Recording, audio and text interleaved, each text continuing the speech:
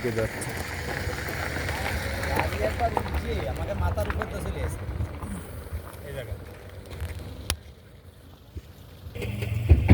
এখানে এদিকে স্লোপ। আমরা আসছি জিন পাহাড়ের যে অলৌকিকত্ব এখানে দেখা যায় সেটা দেখার জন্য। এই রাস্তাটা এখানে উঁচু, অনেক উঁচু, এদিকে ঢালু। এটা আমরা সবাই জানি, ইউটিউব ফেসবুকে দেখছি বা দেশে যারা আসছি। এই ঢালুর দিক থেকে গাড়ি উপরের দিকে চলে যায়, ঢালুর দিক থেকে পানির বোতল, ওই যে দেখছেন পানির বোতল উপরের দিকে চলে যাচ্ছে। এবং খাড়া, এই যে সবাই পানির বোতল দিয়ে টেস্ট করতেছে।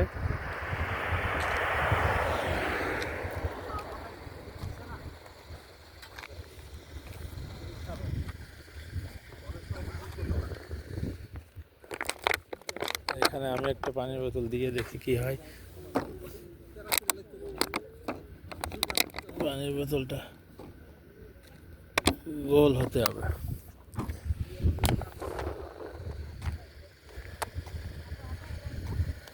এই যে পানির বোতল উপরের দিকে যাচ্ছে এবং এবং ভালো গতিতে যাচ্ছে, অনেক গতিতে যাচ্ছে। তাও গাড়ি কিভাবে সাথে সাথে পিছিয়ে লেগে গেলে, এটাই তো অবাকের বিষয়। গাড়ি তো অনেক ভারী জিনিস।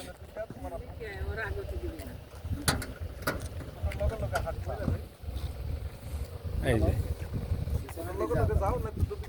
হ্যাঁ, যাচ্ছে উপরের দিকে। এই সজল ভাই, এর ব্যাখ্যা করেন, কি কি ব্যাখ্যা আছে, বৈজ্ঞানিক ব্যাখ্যা দেন।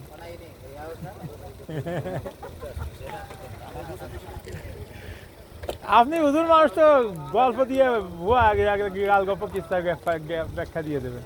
সাইন্টিফিক ব্যাখ্যা চাচ্ছে আমি। এখানে নিশ্চয়ই এমন কোনো কিছু আছে, ম্যাগনেটিক কোনো কিছু, বা যেটা অবিকর্ষের বিপরীতে কাজ করে। এই পাথর, এই পাহাড়ের,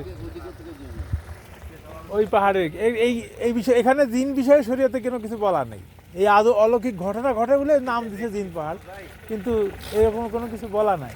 অলৌকিক তো জেনেই ঘটায়, তাছাড়া তো খুশি ঘটে। অলৌকিক জেনে আরো কত কিছু ঘটাতে পারে সারা বিশ্বের মধ্যে, এইটুকুর মধ্যে। পানি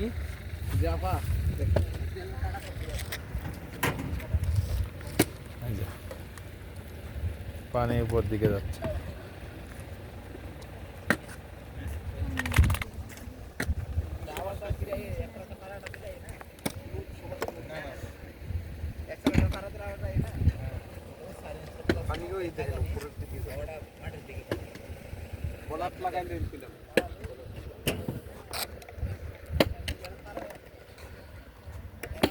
এই আপনার পানির বোতল দেখি ওই রকমের করেন না, এমনি ছাড়ে দেন। হ্যাঁ, আপনার তো ইয়ে নেই, গতি নেই।